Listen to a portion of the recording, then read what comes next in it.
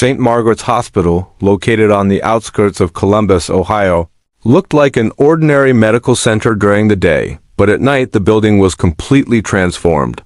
Especially during the night shift, when most of the lights were dimmed, and only the beeping of machines echoed in the long corridors. There was a famous story about this hospital among the nurses, a story that the day shifters laughed off, but the night shifters silently believed. It was said that shortly before a patient died, a nurse would come to see him. The nurse's name was not listed anywhere in the hospital records. When Emily Ward, a 28-year-old nurse, first took the night shift at St. Margaret's, she didn't believe it. She came from Chicago, highly trained, scientifically minded. To her, death was a medical failure, not a mystery. On her first day, senior nurse Laura had warned her, "If you ever see an extra nurse in a patient's room after 3 in the morning, don't talk to her." Emily laughed. "The hospital is short-staffed. There must be a nurse." Laura looked at her, her eyes serious. "That nurse isn't on staff. The first night was quiet, the second night too." On the third night, Emily first realized something was wrong. She was updating the file of an elderly patient, Mr. Howard, in room 317 of the ICU. His condition was critical but stable. Suddenly, she saw the door open slowly. A nurse walked in, white uniform, hair neatly tied, face unusually pale. Emily thought it might be a senior nurse. She greeted, but the nurse didn't respond. She went straight to Mr. Howard's bed, leaned over, and whispered something in his ear. At that moment, the monitor beeped loudly. Emily was startled. "Hey, who are you?" The nurse slowly raised her head. Her eyes were strange, as if she was not looking at Emily but at something behind her. The next moment, Mr. Howard's heart stopped. Code blue went off. The doctors came running, but all to no avail. Time of death was recorded, 3:17 a.m. When everyone had left, Emily asked Laura in a trembling voice, "Who was that nurse?" Laura's face turned pale. "You saw her." "Yes." "She was talking to Mr. Howard." Laura slowly made the sign of the cross. "Now you are part of this secret too." That night, Emily searched through the old files in the records room. She found a file from 1986, a nurse, Mary Alice, night shift, sudden death, cause unknown. At the end of the file was a sentence, "Seen in patient's rooms before death." Emily's hands began to tremble. The next day, another patient died. Then another. Each time, the time was the same. 3:17 a.m. And each time, Emily saw the same white nurse, silent, speechless, just watching and whispering. On the fifth night, the nurse herself stopped in front of Emily. This time she didn't go to the patient. She turned directly to Emily, and for the first time she spoke. "The next number is not yours, not yet." Emily's breath caught. For the first time, she realized that this nurse was not coming to announce deaths. She was following a list. And the list was not finished yet. Emily couldn't go home that night.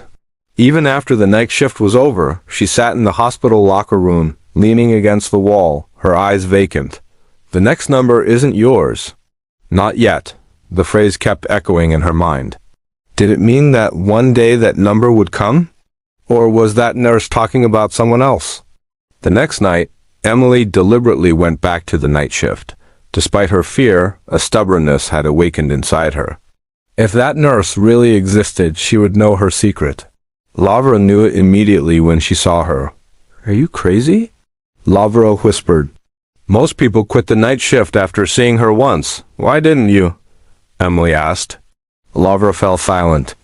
After a few moments, she said, "Because she saw me too. 10 years ago." Emily was shocked. And then she said, "Not you yet." Laura's voice was trembling. "I've been counting since then." At exactly 3 in the morning, the atmosphere in the hospital began to change. As if the air had become heavier. The sounds of the machines became clearer. Emily was standing at the IQ desk when the elevator bell suddenly rang. Although the elevator was rarely used during the night shift, the elevator doors opened. The nurse came out. This time Emily looked carefully. Her uniform was old, like from the 80s.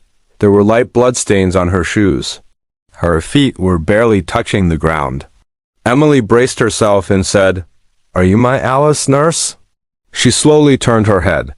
Her eyes were deep black, as if there was no light in them.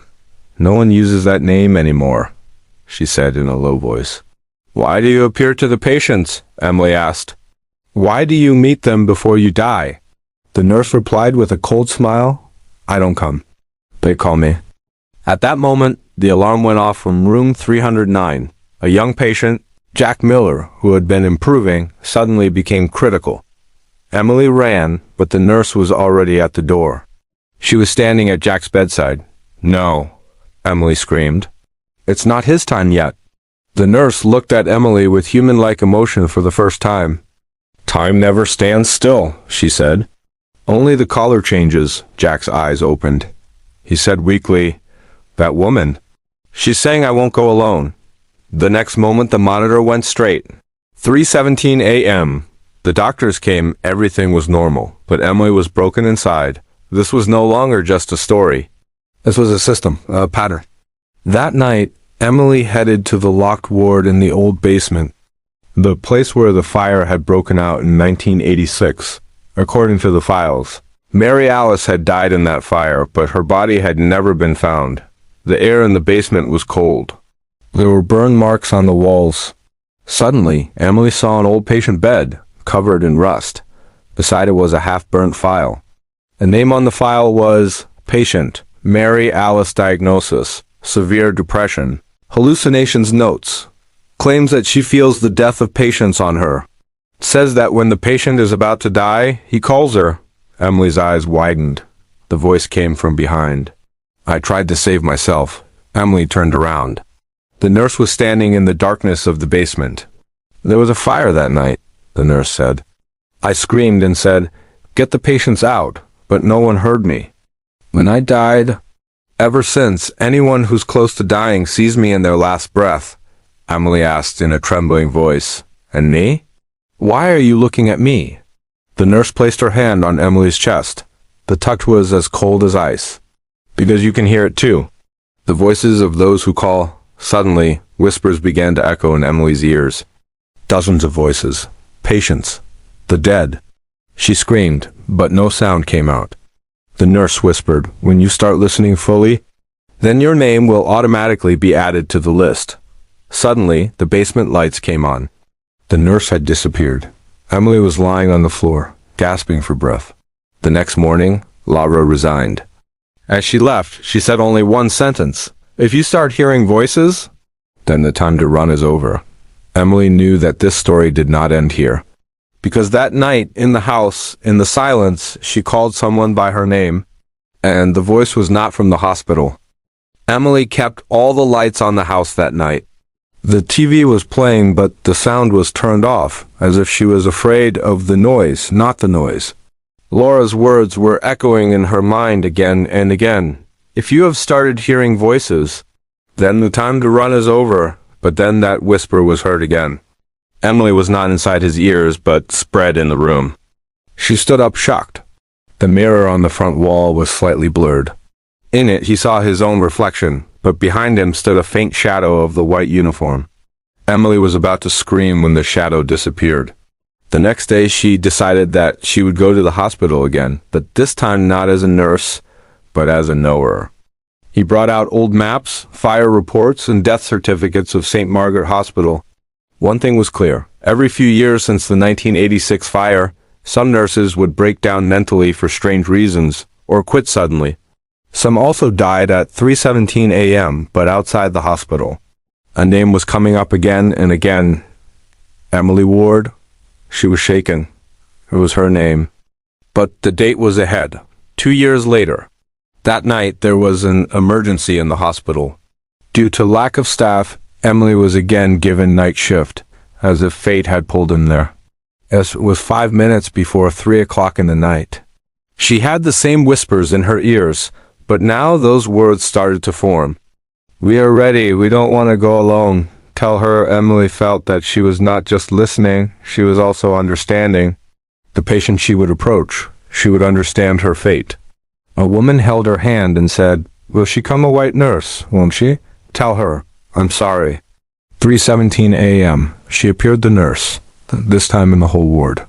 All the patients' eyes were in the same direction.